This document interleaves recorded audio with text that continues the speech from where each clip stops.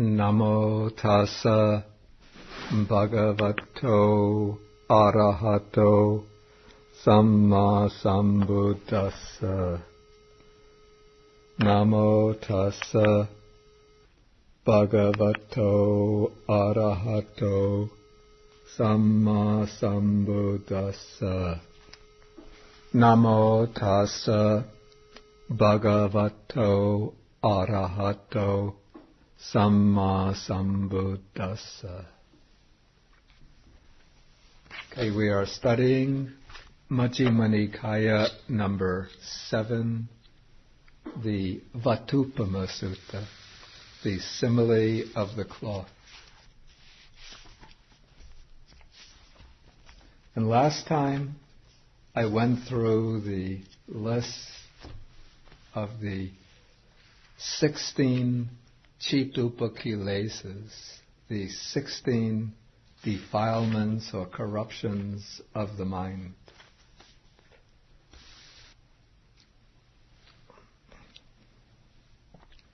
And according to the text, as we continue,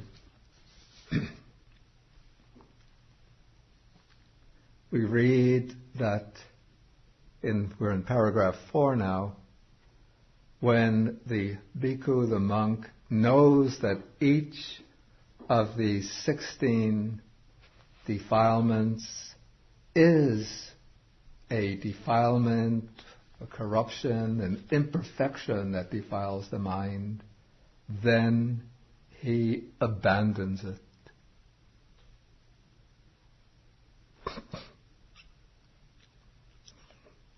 And the text here, it's expressed very, very concisely. It might seem that if you just read the text and just take it at its face value, that all one has to do is be aware of the defilement in the mind and automatically one abandons it. We could understand that within this word, knowing the defilement and abandoning it, there is compressed the entire process of training that leads to the abandoning of that defilement. We could understand here, first of all, what is called the abandoning by factor substitution, or the temporary abandoning of the defilement. Okay, one is aware that these particular states are defilements of the mind, and so one makes an effort in one's day-to-day life to prevent them from arising. We can call this a kind of abandoning by way of factor substitution. One is making an effort to prevent these factors from arising just by applying the effort on each occasion when the particular defilement tends to arise. Then one undertakes the training in samadhi. Through concentration, one focuses the mind upon a single object, some object conducive to the attainment of concentration, some object which enables one to collect the forces of the mind and bring them to a state of one-pointed unification. And as one develops this samadhi, then the defilements of the mind are inhibited. Their activity is checked, and they're brought into a state of what we call suppression, vikambana. Then from samadhi, one turns to the development of insight. And as one develops insight, again, as the insight knowledges arise, the defilements are prevented from becoming active. And this activity of the way insight inhibits or prevents the arising of the defilements, this is another form of abandoning through factor substitution. But now it is the moment by moment activation of wisdom that prevents the defilements from entering the mind. And whenever one of these defilements does find the opportunity to arise, immediately one brings to bear the awareness that this defilement is a corruption of the mind and expels that defilement from the mind. Then as wisdom reaches deeper and deeper into an understanding of the true nature of things, into the impermanent, unsatisfactory, selfless nature of things, eventually one reaches the supramundane or world-transcending paths and fruits, and it's through the wisdom inherent to those path attainments that one cuts off permanently, irreversibly, these defilements of the mind. The initial path attainment that cuts off defilements is that of stream entry. That cuts off one layer of the defilements. The second layer is with the attainment of once returnership, the state of a once returner. Third layer is that of the non-returner. And the fourth and final stage is that of the non-returner, at which point all of the defilements are cut off permanently and irreversibly. But here in this text, according to the commentaries, we are speaking, the Buddha is speaking not about an arahant, but about those at the lower stages of attainment, at maximum the stage of non-returner. And that this is in fact the case, we can see from the fact that later in the sutta, the Buddha will explain how a disciple who has reached this, in paragraph 5, that point of abandoning the defilements, has to go further in order to reach the destruction of the asavas, the destruction of the taints or influxes, and thereby attain perfect, complete liberation. So the monk who's being described in paragraphs 4, 5, and so on cannot be an arhat. Okay, so in paragraph 5, we read that each sentence in this paragraph partly repeats what has come in the previous paragraph, but now it is stated in the past tense. When a bhikkhu has known that covetousness and unrighteous greed is an imperfection that defiles the mind and has abandoned it, when he has known that ill will, negligence, and then all of the other defilements are included here, is an imperfection that defiles the mind and has abandoned it, then I'll translate more literally than it's done here. Then he becomes endowed, possessed of unshakable confidence in the Buddha. Thus, then we have the standard formula describing the sublime qualities of the Buddha. The Buddha, the Blessed One, is accomplished, fully enlightened, perfect in true knowledge and conduct, sublime, knower of worlds, incomparable, leader of persons to be tamed, teacher of gods and humans, the enlightened one, the Blessed One. Then he becomes one who is possessed of unshakable or confirmed confidence in the Dhamma. Thus, the Dhamma is well proclaimed by the Blessed One, visible here and now, immediate, inviting investigation, onward leading, to be experienced by the wise for themselves. He becomes one who is possessed of unshakable confidence in the Sangha. Thus, in the standard description of the noble Sangha, the Sangha consisting of the 4 pairs of persons, that is, the four noble ones who are divided according to whether they are on the path to the attainment and those who have reached the attainment itself. That is, the one on the path to stream entry and the stream enterer. The one on the path to once return and the once returner. The one on the path to non-returner and the non-returner. The one on the path to arhatship and the arhat.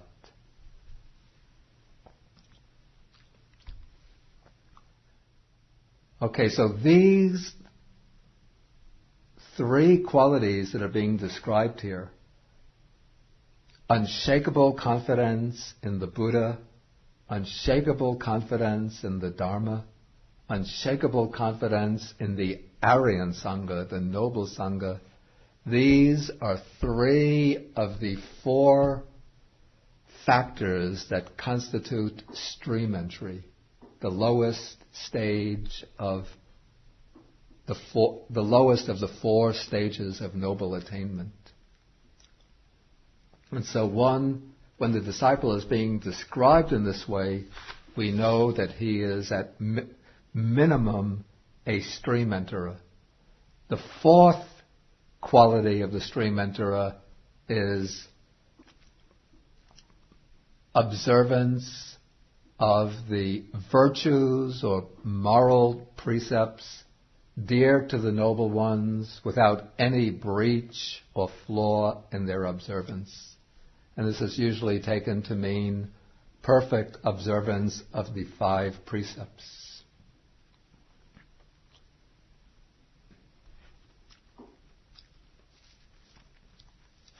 This word avecca translated here as perfect confidence, but I prefer to take it as confirmed confidence, has a somewhat interesting derivation.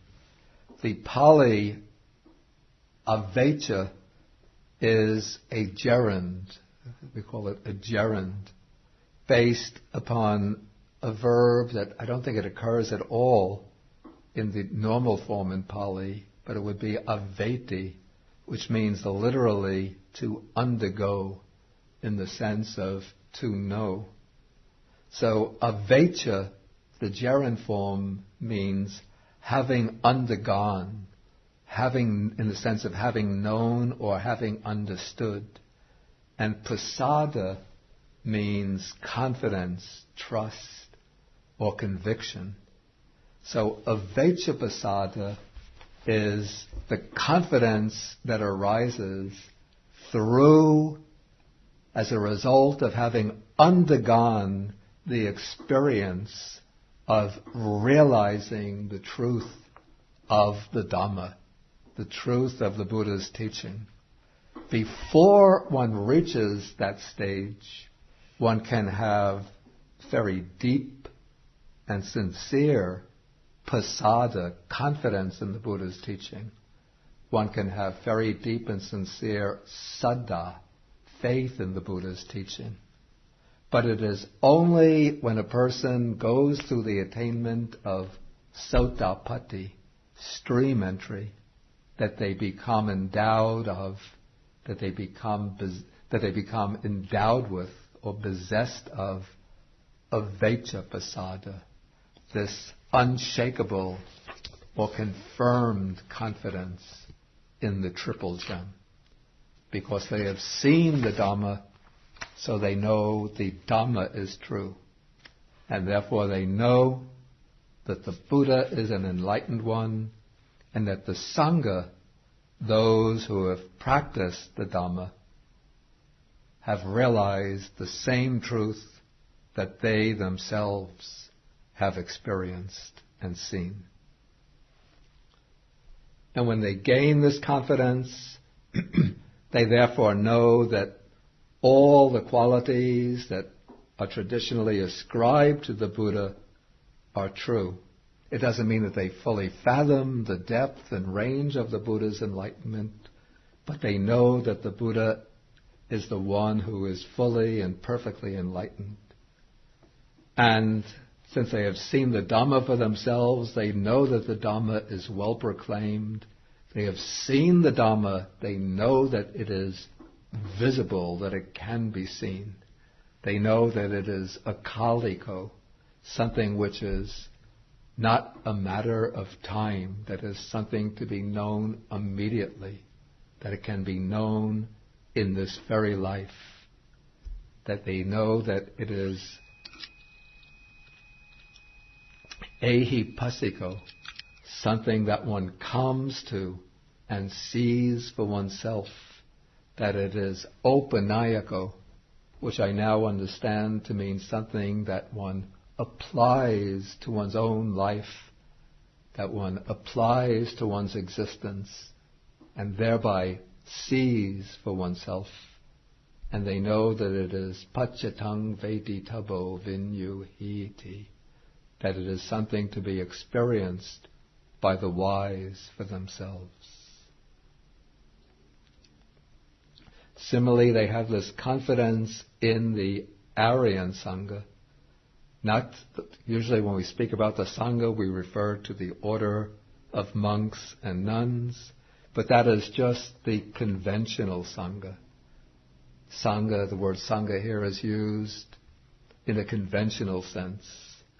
But in the deeper sense, the Aryan Sangha is the invisible spiritual community of all of those who partake of the Buddha's enlightenment, who share in that enlightenment by reaching some stage of realization by which they have seen the same truths that the Buddha himself has seen.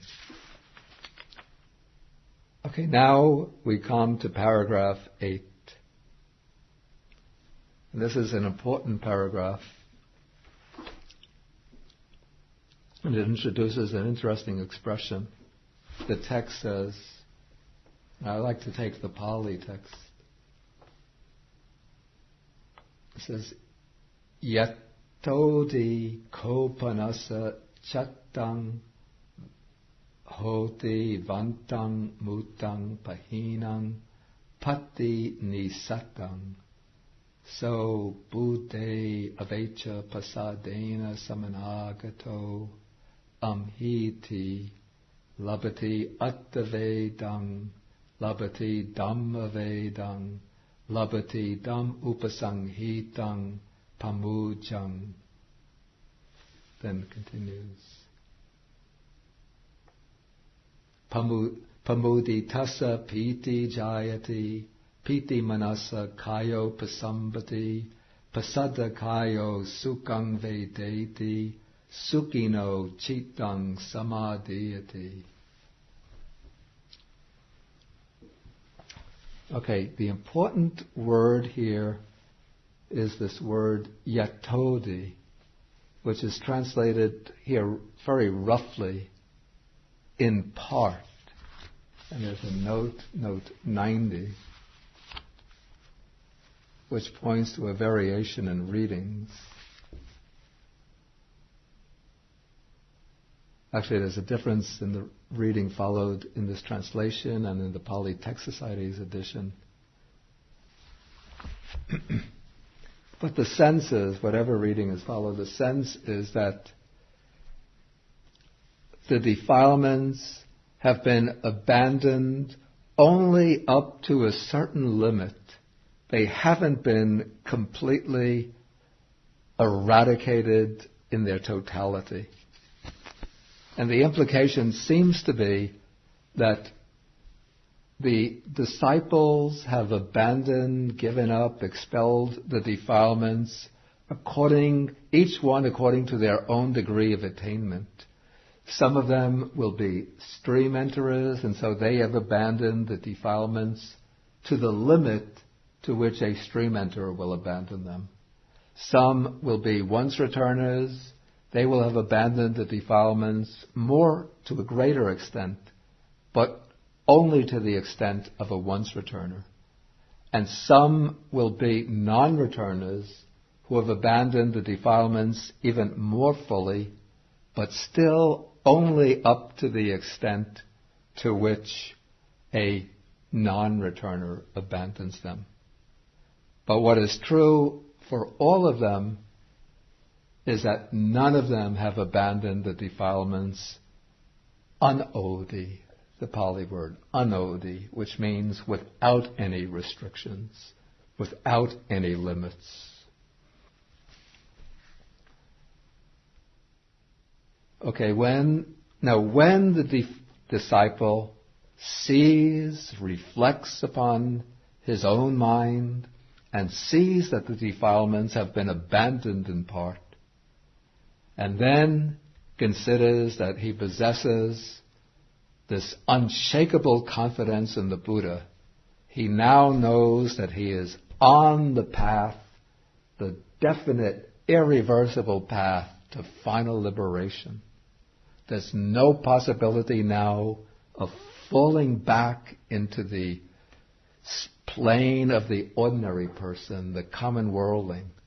No possibility of falling back to taking rebirth into the lower planes of existence.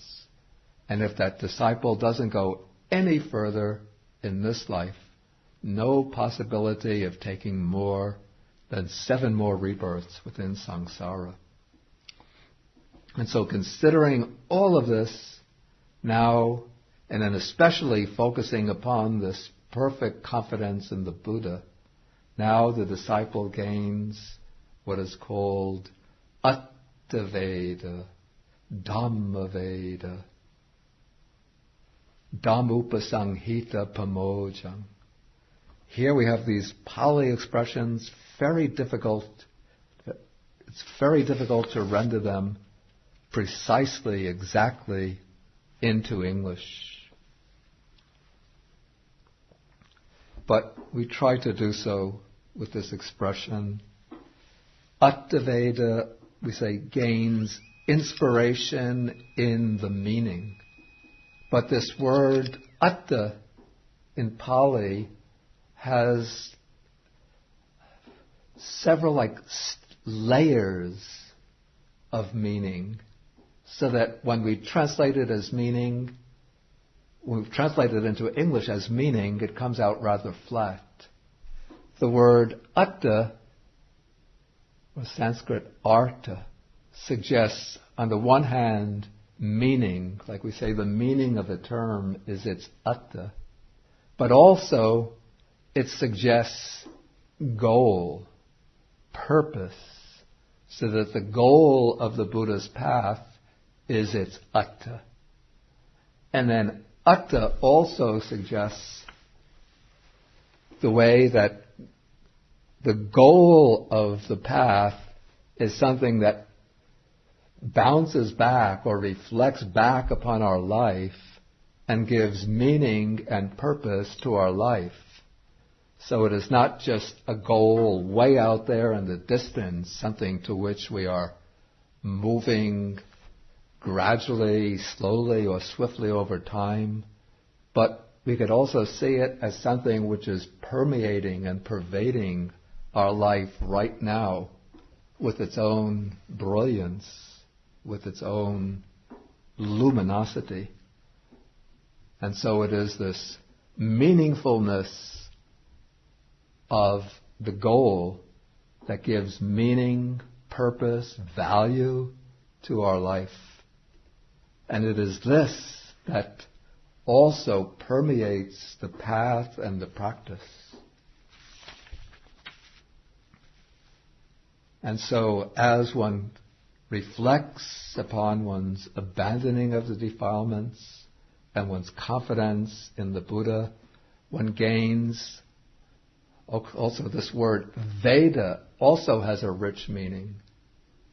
On the one hand, it suggests the ancient Indian scriptures, which are called the Vedas, the scriptures which constitute the foundation for Hinduism. The Buddha, of course, rejected the authority of the Vedas and refused to accept them as having any kind of supernatural stature. He didn't believe that they were divinely revealed. But this word Veda carries over a very powerful meaning in Indian spirituality. And the Buddha took this word with all of its with its other connotations and incorporated it into his own system. The word Veda, on the one hand, comes from the root vid, which on the one hand suggests vijati, to know, giving us the noun vija, meaning knowledge. And on the other hand, it suggests vedati, the verb vetati, which means to feel, and from which we get the noun vedana, feeling. So Veda is a feeling imbued with knowledge, or a knowledge pervaded by feeling. And so we try to capture this dual meaning with the word inspiration. It's a kind of joyous inspiration. And in this case, it's a joyous inspiration, a joyous knowing inspiration that comes through understanding and feeling the meaning of one's life that has been generated by penetrating the truth of the Buddha's teaching. One also gains this inspiration in the Dhamma. Again, this is a joyous, knowing inspiration that comes from fathoming the teaching, from penetrating and understanding the teaching. And this is made more explicit, this aspect of joy, of happiness, of joyfulness, by the next phrase. One gains gladness connected with the Dhamma. Dhammupasanghita pamoja. And now when the text introduces this word gladness, that provides the cue or starting point for another sequence that we often meet time and again within the suttas. Here the sequence is gladness. Again, gladness is a very weak attempt to translate the word pamoja. Pamoja is perhaps better translated as joy. In English we say glad, we see a friend that we haven't seen for some time, I'm glad. We get a letter from somebody, I'm glad. But that's a very trivial type of gladness. But this is a gladness, really a joy that comes from reaching the final goal of human existence from beginningless time. And so now one is really delighted, gladdened, uplifted, ecstatic. And that gladness becomes the starting point for an evolving process of development. Actually, that's a redundancy. It becomes the starting point for a process of development. Okay, so from this gladness, as it intensifies, it turns into rapture, piti. So, joy becomes more and more intense, more and more focused, until it turns into rapture. Rapture is this joy so strong, so concentrated, that it seems as though it is flooding through the whole body, the whole mind, uplifting them,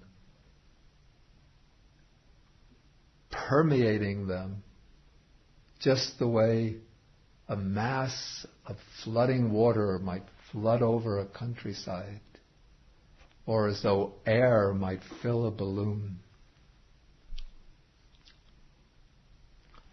But rapture, joy and rapture, have something of an exciting or an exhilarating quality to them. And therefore, from the higher standpoint, they are somewhat defective states. In the initial stages, they are really, compared to our ordinary, insipid, flat states of mind, they are something wonderful, amazing, beautiful and wonderful. But from the higher standpoint, from the standpoint of wisdom, they are defective. And so, using the perspective of the Dhamma, one has to see that they are defective and stand back from them, cultivate them, bring them to a certain peak of development, then detach from them and let them settle down until they become replaced by tranquility. That is the next step, passaddhi. So rapture gives rise to tranquility. Tranquility comes first into the mind. When the mind becomes tranquil, then the body becomes tranquil and settles down. As the body becomes tranquil and settles down, then pleasure or happiness becomes prominent. Pleasure or happiness is different from joy, different from that rapture. It's quieter, just the feeling of pure, sheer pleasure, sheer happiness. And as one is feeling this quiet, tranquil happiness, this quiet pleasure, the mind becomes concentrated. Cittang samadhiyati. This is samadhi. Okay, now the Buddha makes an interesting statement.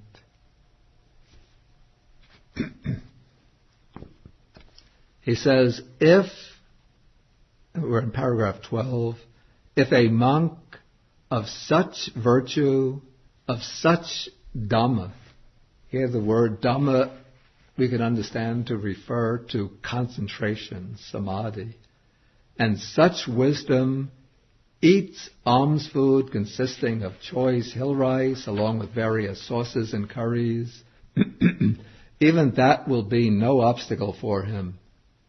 Then he uses a simile, just as a cloth that is defiled and stained becomes pure and bright with the help of clear water, or just as gold becomes pure and bright with the help of a furnace, so too if a monk of such virtue and so on eats alms food with various sauces and curries, that will be no obstacle for him. And the way I would understand this passage, I would understand this passage to be stating obliquely that the monk being described here is a non-returner. And I understand it for this reason, that the rice, the choice rice with the various sauces and curries, very delicious. And that is a tantalizing sense pleasure. And so for an ordinary monk or ordinary person who's eating such rice, it will stimulate, who's eating such food, it will stimulate sensual desire, sensual enjoyment. And for a trainer, a person who's training on the path, that will be an obstacle. But for one who has reached the stage of non-returner, sensual desire has been eradicated. And so such a person can eat this delicious food and won't have any attachment to it, won't have any craving for it, but can continue with his training just as if he were eating ordinary food.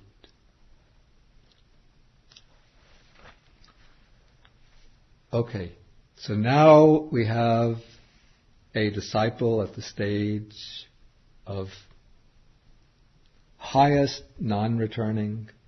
But if we take those still at the lower stages, we could take the disciples at any of the lower stages of attainment. And now the text is going to show us how such a disciple practices to reach the stage of arahantship. And here the Buddha brings in the 4 Brahma Viharas. And he's going to show how this disciple uses the Brahma Viharas as means for developing samadhi, concentration, and then uses that concentration as a foundation for developing insight. That is, for developing vipassana. Okay, the text reads, he abides pervading 1 quarter with a mind imbued with loving kindness, likewise the 2nd, the 3rd, the 4th, so above, below, around, and everywhere, and to all as to himself, he abides pervading the all-encompassing world with a mind imbued with loving kindness, abundant, exalted, immeasurable, without hostility, and without ill will. And then the same formula is repeated for compassion, karuna, altruistic joy, mudita, and equanimity, upekkha. These 4 states are called, collectively they're called the 4 immeasurable states, because they are ideally to be extended immeasurably, to extend to all sentient beings. They're also called the 4 Brahma Viharas, the 4 divine abodes, because they are said to be the dwelling places, the states in which the divinities, the Brahmas, the high divinities, dwell. The 4 states have somewhat different aspects. The state of loving kindness is basically the wish for the welfare and happiness of others. It is the desire springing up from the depths of the heart that all living beings will be well, physically well, that they will be free from all harm and danger, that they will enjoy peace and happiness of mind. Karuna, compassion, is the quality of heart that makes one tremble or shake with the sufferings of others, that makes one feel deeply with the sufferings of others.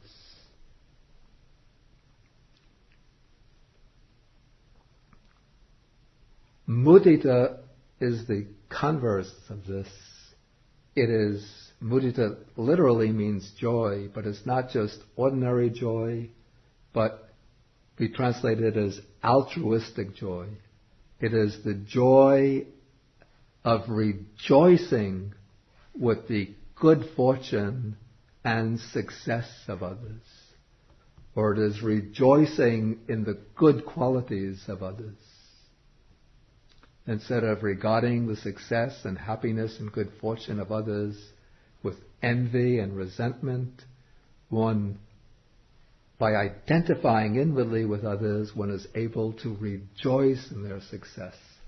One knocks down that barrier of the competitive mind, the resentful mind, and feels the same happiness that the person who succeeds, who is happy, themselves will feel. And then the mind of equanimity is the mind which looks upon other beings with detachment and impartiality. It's not the mind of cold indifference, but it is the mind which is not swayed by feelings of partiality, favoritism, or any kind of bias towards beings. And it's also the mind which cannot be really upset and disturbed by changes in the fortunes of others. The state of equanimity is compatible with metta, with loving kindness, with compassion, and with altruistic joy.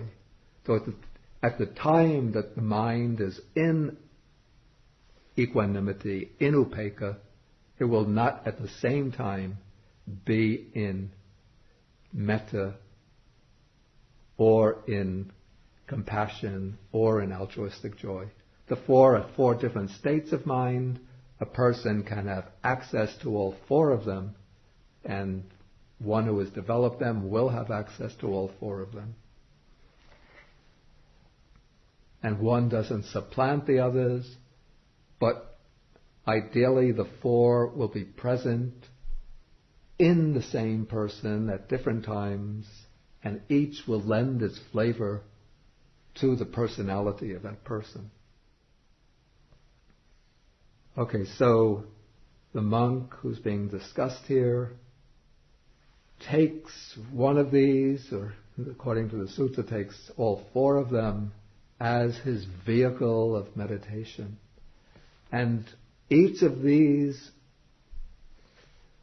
subjects of meditation can be developed to the level of jhana.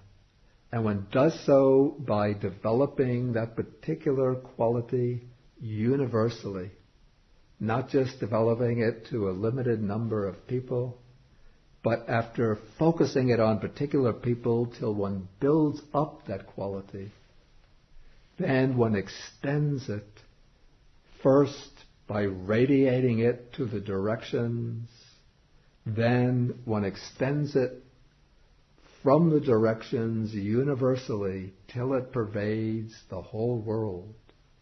And as one radiates the loving kindness, the compassion throughout the whole world, even the thoughts of love, compassion, and so on vanish, and the mind just becomes completely absorbed in that feeling tone of love, compassion, or altruistic joy, or equanimity, until the mind becomes utterly absorbed in that state. And that becomes the entryway to the jhana. And then the meditator will consolidate that jhana, become very firmly, solidly, well established in that jhana.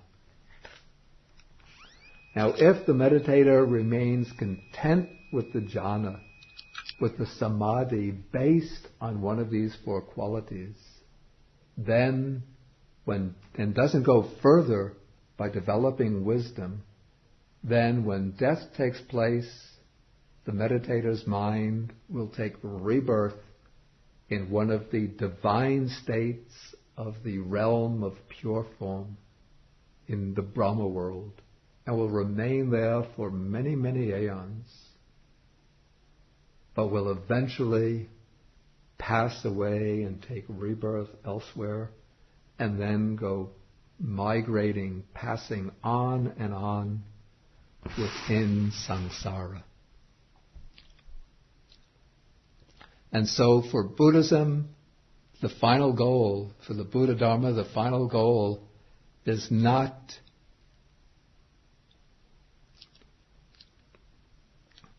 just simply to develop one of the four divine abodes, but one has to go further than this by developing wisdom. And that is what is being indicated in the next paragraph here, paragraph 17, the development of insight or wisdom. And that is being expressed very, very concisely.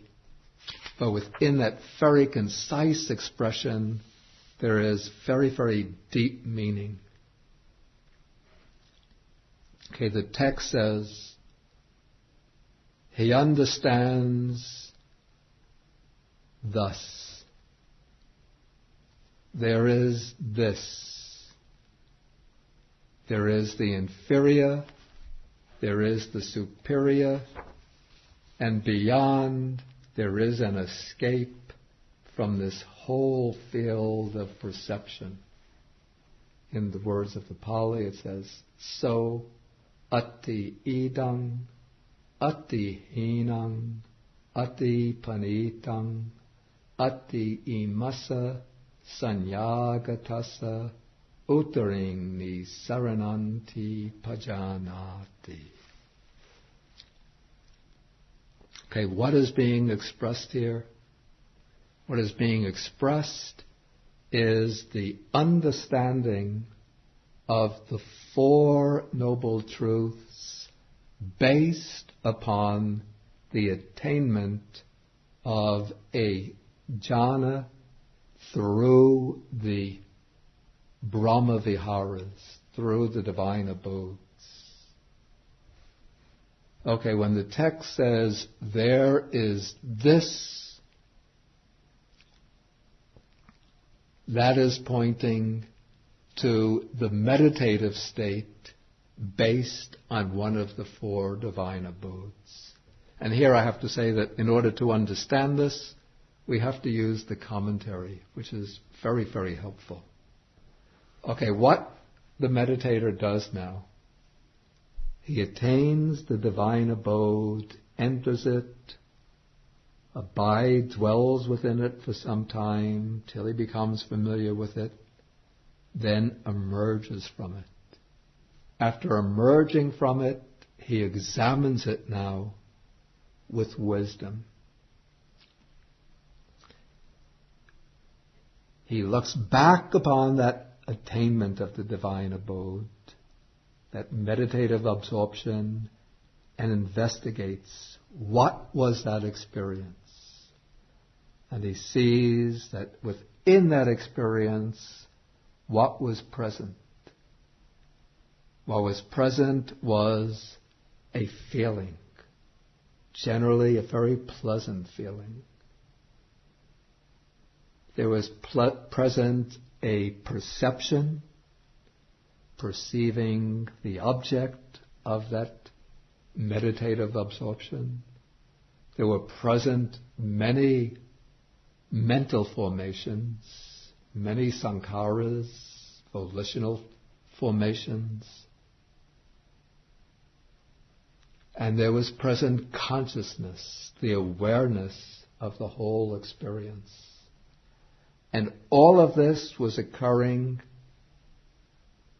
based upon or rooted in this physical body, especially based upon what is called the heart base, the Hadya Vattu.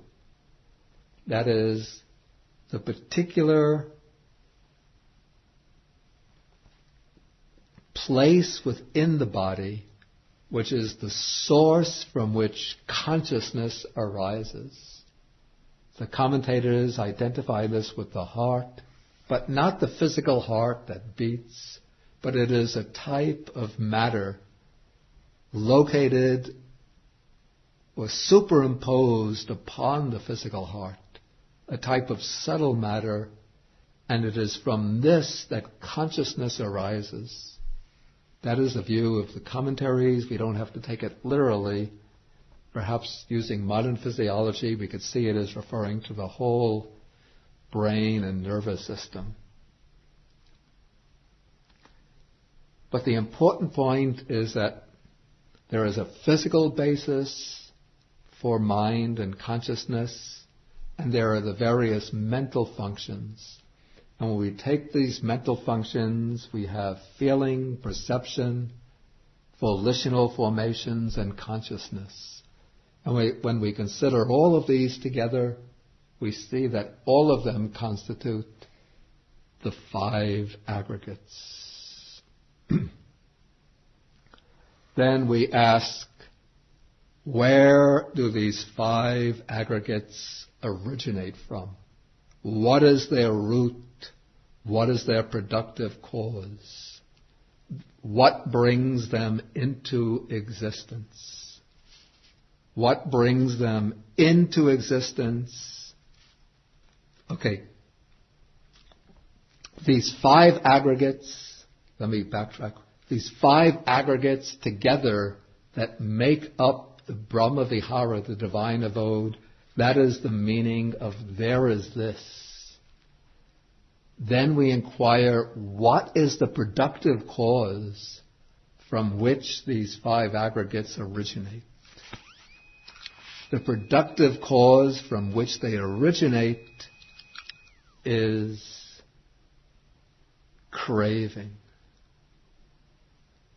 Craving is what is pointed to by the expression, there is the inferior. That is the second noble truth. Craving is what is low, what is defective. And craving, in turn, originates from ignorance. And so in this way we trace the chain of causation.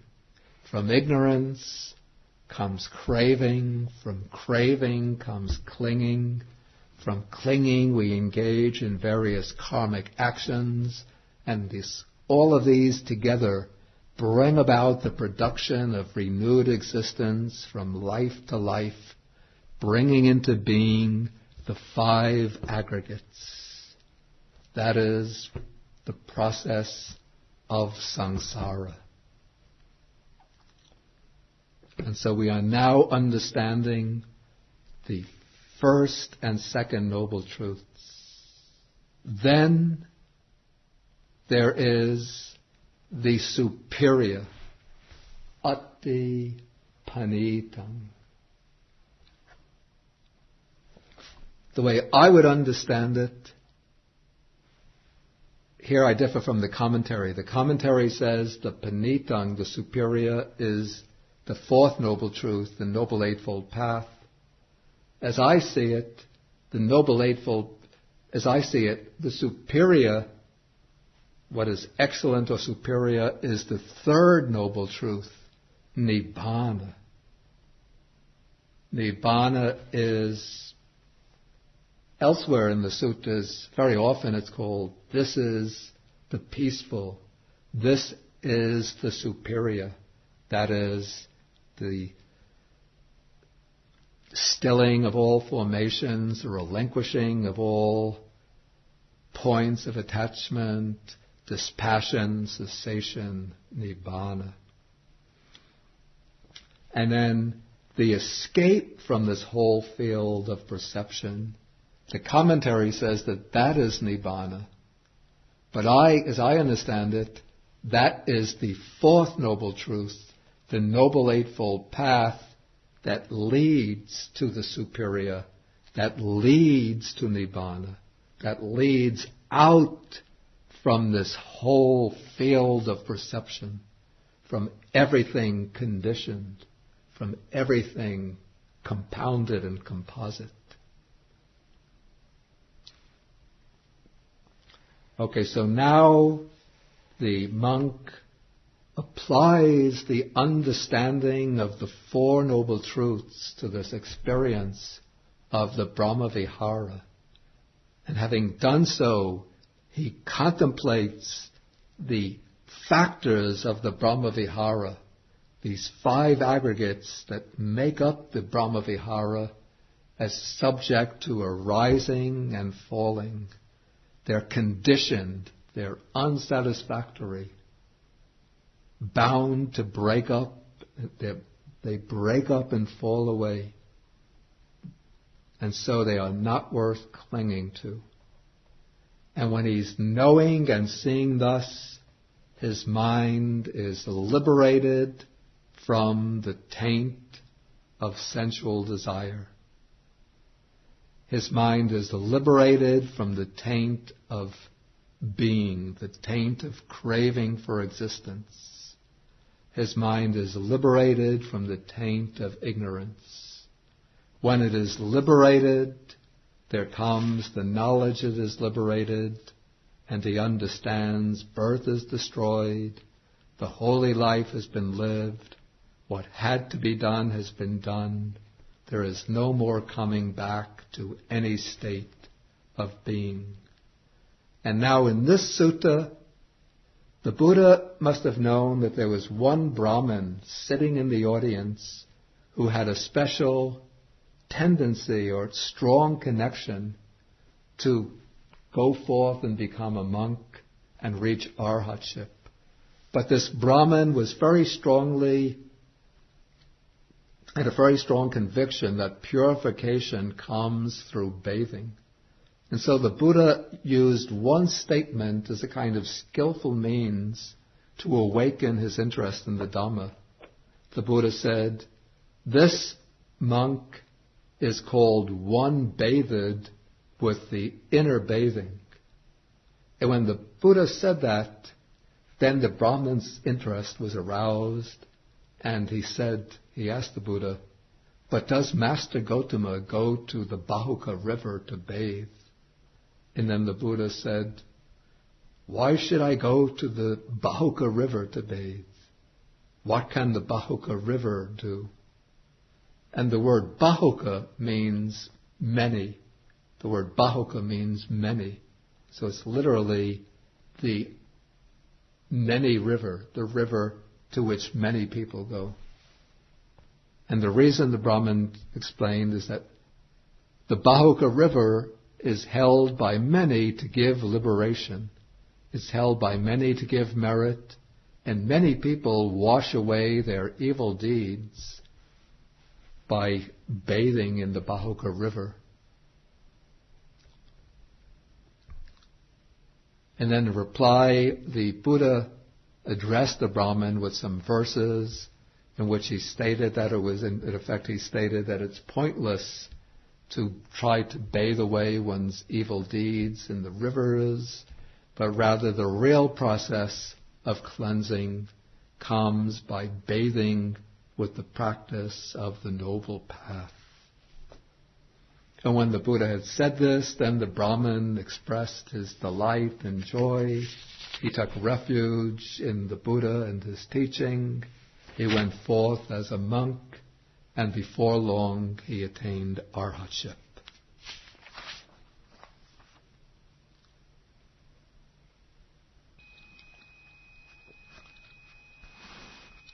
And that marks the end of the discourse.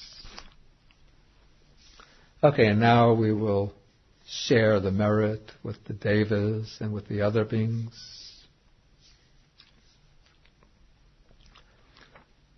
Akasata chabhumata deva nagamahitika punyantang anumoditva chirang rakantu sasanang.